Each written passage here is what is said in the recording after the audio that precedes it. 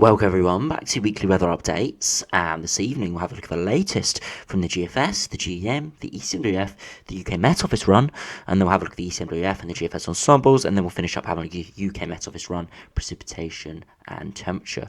We've got a very interesting couple of weeks coming up as we start to enter into the period where we could start to see things turning significantly colder. The potential is there, and in this evening's model runs we are seeing the potential for a Scandinavian high building in. But at this stage, whether it's going to be just sort of a flimsy high that sort of eventually peters away, or whether it brings us something a bit colder, is the uncertainty that we have at this stage, and we'll run through why we're going to be seeing that throughout this video. So do remember, if you enjoy my videos, make sure you like and subscribe, and remember to follow on Twitter as well, the link's in the description. Now, over the last few days, we have been looking at the possibility of seeing some significantly colder weather towards the second half of November. We've been seeing the potential for high pressure ridging up from the North Atlantic, and what we've been seeing within the runs is where it's going. We've been seeing some Greenland high runs, and it looks like throughout the last 24 hours, most of the ensembles and the models are now trending towards heading more towards Scandinavia. Now, at this time of year, with not a particularly cold continent at this stage, it might not be brutally cold, but it is potential for being chilly, and if we do get the right synoptics and if it holds on for long enough, we could go very cold, and we'll run through that throughout this video. So you can see at the stage, or do you generally have high pressure across the south, low pressure to the north? It's going to be quite dry across the south over the next week or so. Weather fronts and showers moving in the north with a westerly wind, and at times we're going to be seeing low pressure move through, which is going to bring heavier rain further northwards and could bring some lighter rain further southwards. But of course, with high pressure trying to hold on, it will mean we're going to be sort of seeing those weather fronts fizzle out. Now, it's not going to be massively warm, however, it will be generally warm at times, but you can see towards next weekend we start to put in a brief northerly wind. And this is where we start to see that build of pressure towards Scandinavia. Now we can see the high pressure build up to Scandinavia, and we do start to see an easterly wind. However, on this latest GFS run, you can see the tropospheric polar vortex to our north, which is these blues and purple colours, which is basically where the big cold air is locked up. Now you can see it is very strong over Greenland still, which is going to try and flatten this high pressure with the jet stream pushing back in. And what we see on this latest GFS is that high pressure fizzles away, and we actually see low pressure plunge back through. But we still have this amplification of the jet stream. We still have high pressure trying to ridge further northwards, and instead of actually building in a Scandinavian high, which does fizzle away and move into Siberia and towards Russia, we actually start to pull in a northerly wind with a brief ridge of high pressure in the mid-Atlantic, and we go cold. Not very, very cold, but we do start to pull in the -5 line, potential for snow showers in the north and widespread frosts. Beyond that, it does topple, and we still see the Scandinavian high going with easterly winds, but you can see it's not particularly cold, as we have, as I said, the tropospheric polar vortex is not displaced towards Scandinavia, which we'll see in some other runs in a minute. But it is towards northern Canada and Greenland. It's just going to be powering up the jet stream, and you can see right towards the end of the run, we do see the Atlantic breaking back through. So you can see the GFS is a little bit weird in terms of sort of building the Scandinavian high, but never really going for it. Then trying to build in more of a mid-Atlantic ridge to Greenland high, never really going for it. Sort of all in the middle, not really going for anything massively westerly, but not building up the blocking sufficiently to be giving us anything cold. So GFS runs sort of in the middle, poised to give us cold on multiple occasions, but never really coming off. If we do have a look at the GEM, see how that does compare, you can see over the next few days, very similar to the GFS, of course. We're in the reliable time frame with a lot of westerly winds, but high pressure in the south is going to mean temperatures are going to be reasonably warm in the south, or generally warm for this time of year, sort of low teens, maybe 10, 11, 12 degrees. And then we do see the high pressure starting to ridge up towards Scandinavia. You can see, though, we're seeing the tropospheric polar vortex is displaced a bit further eastwards, not so much towards northern Canada. And this is going to make a big difference, because that high pressure that's trying to build up towards Scandinavia sort of gets pushed southwards again, never really comes off. And what it does leave is a gap for high pressure to build up towards Greenland. And at day 10, what we're seeing is a Greenland high and mid-Atlantic ridge building, tropospheric polar vortex displaced towards Scandinavia, and we are poised to go very cold with a northerly wind. And if we did run this on another day or two, we'd see that -5 line plunge through Scotland, most likely England as well. And if we saw this mid-Atlantic ridge hold on, which it likely will do, as you see the low pressure out in northern Canada isn't particularly strong, so we're likely to see this hold on for a couple of days, we would see very cold conditions come in, and probably quite wintry conditions as well, with a lot of low pressure around. So you can see small differences in the positioning of low pressures over towards the Arctic, and where that high pressure goes is going to make a big difference. You can see this high pressure doesn't quite come off of Scandinavia, so it has another go up towards Greenland, and it does come off at daytime, potentially bring us northerly winds. You can see the different routes towards cold weather, and it's still within the ensembles. It all really depends on what happens to this high pressure trying to build up towards Scandinavia and how it interacts with the deep lows over the pole. If we have a look at the ECMWF, see how that does compare, you can see again, similar over the next few days, with a lot of westerly winds, but pretty dry in the south. Then we see the big ridge of high pressure building up towards Scandinavia, not really coming off, and what we see is the tropospheric polar vortex not displaced towards northern Canada, not displaced towards Scandinavia, but just over towards Iceland and generally over Greenland. And what that does is builds high pressure for northern Canada, builds high pressure towards Eastern Europe, and the UK remains in westerly unsettled patterns. Pretty chilly because we have got the cold air displaced across the North Atlantic, so it will be chilly at times, especially for the northwards, and there's potential, but maybe of seeing a few some marginal snow events over the hills further northwards. But for many, it will just be pretty unsettled and chilly. So you can see it all depends on what happens with these high pressure and low pressure. Definitely is going to be application of the jet stream. There's definitely this high pressure trying to build further northwards. It really is, where does it go? Now, if we have a look at the UK Met Office run, which is probably the most reliable run that we have access to. However, we don't get a lot of data from it in terms of its sort of mid to long-term trends. As you see with the UK Met Office run at the end of the video, we only get 5 days out, and on here we only get 7 days out in terms of pressure charts. So it's a reasonable sort of time frame for uncertainty. So you can see right towards 168 hours, we do get that Scandinavian high going. It is ridging up towards Scandinavia, and we can see we are starting to pull in a slack easterly wind. Now, it's not going to be particularly cold. Of course, the continent isn't that too cold at this stage, but that high pressure is pushing northwards. But it's all going to depend on what happens with that low towards southern parts of Greenland. Will that flatten this high, or will this reasonably strong high pressure system hold on and push that low back into the Arctic? And that will make all the difference, because if that high does hold on and we do sustain east or northerly winds, then we would start to pull in colder air eventually. So again, very interesting conditions coming up over the next couple of weeks.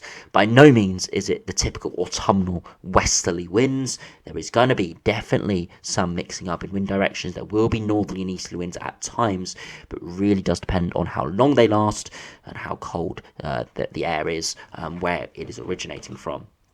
So if we do have a look at the ECMWF Ensembles, which does a really great job at showing the potential when we have these very marginal situations where small subtle changes in the position of lows and highs can make massive differences. This does show it really quite well. So if we go out to 7 days out, which is sort of the reasonable uncertainty at this stage, you can see all of the runs are showing high pressure towards the UK and moving up towards Iceland. You can see 27.5% over the UK, pushing up towards Scandinavia. Reasonably low strength, low pressure in the mid-Atlantic. You can see, again, very similar run from another 12, but again, that high pressure is a bit further eastwards, not far northwards, and the Atlantic low pressure is a little bit stronger.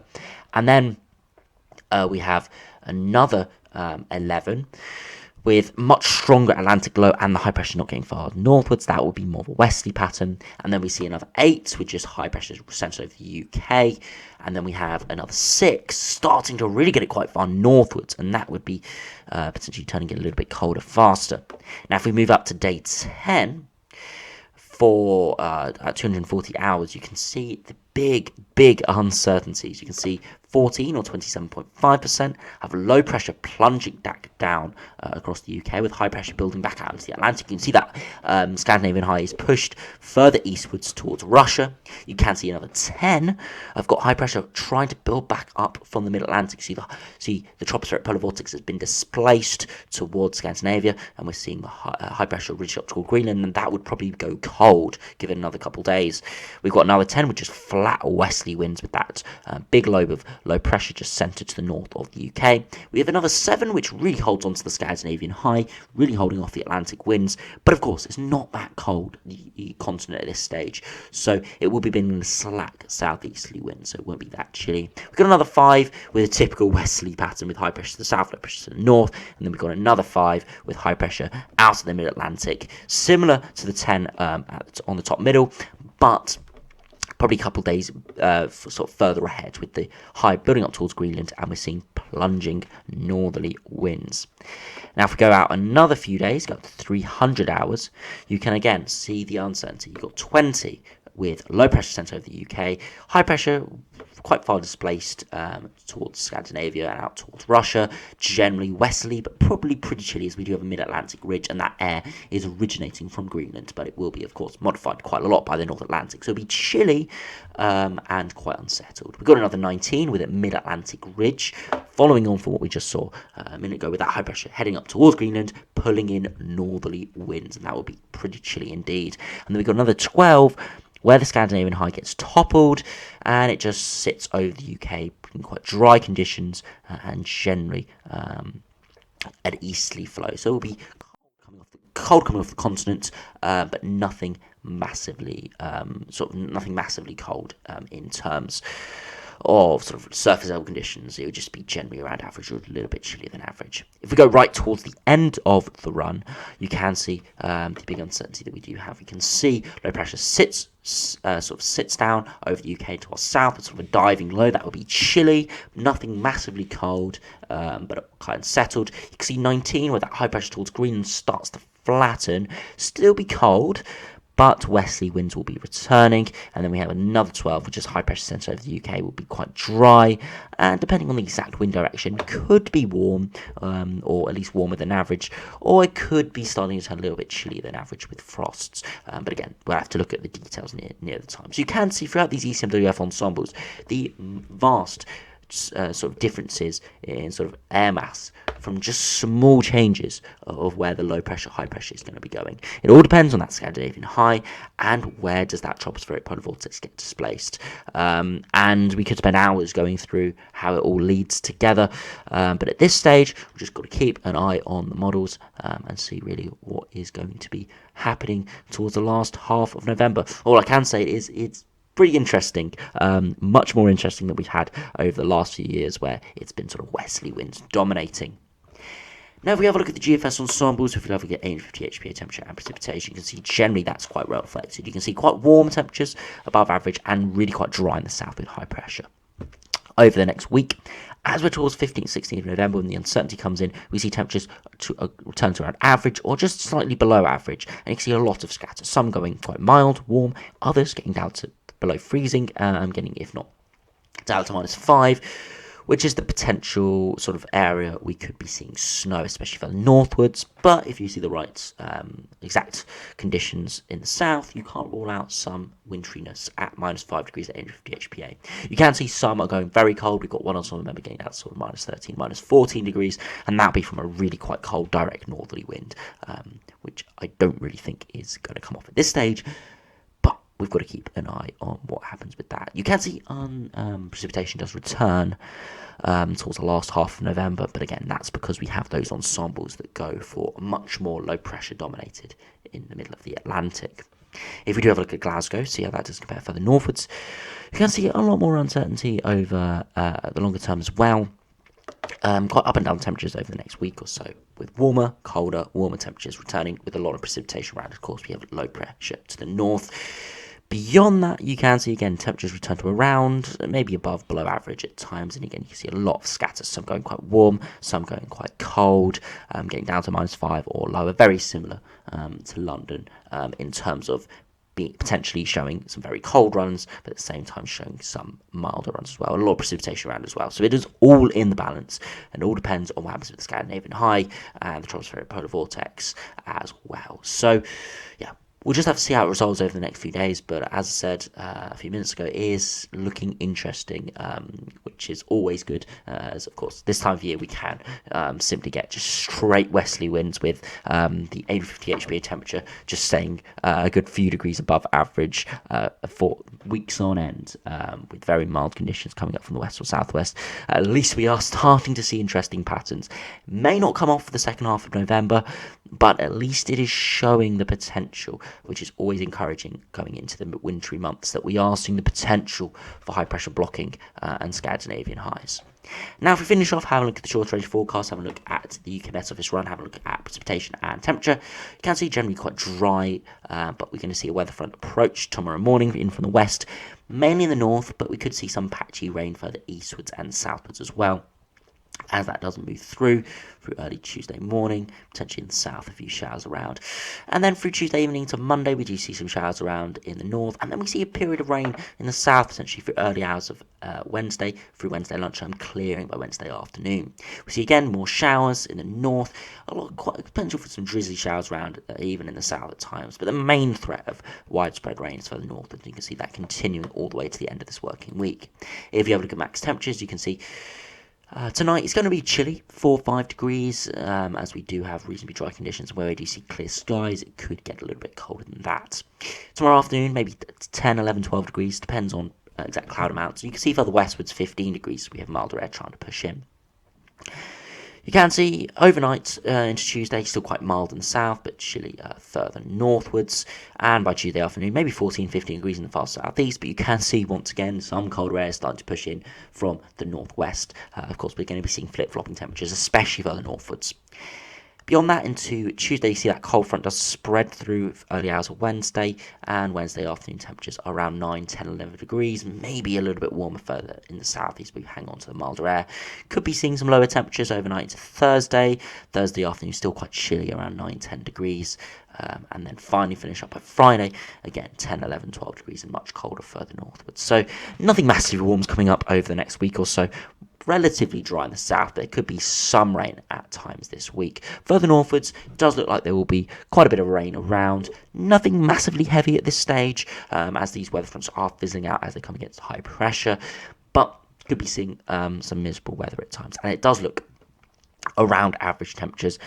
Chillier at times, maybe a bit warmer at times, especially in the south. We do see mild air masses move through. So things are looking very interesting for the second half of November. So make sure you stay tuned to the videos, make sure you subscribe, and I'll see you again for another video soon.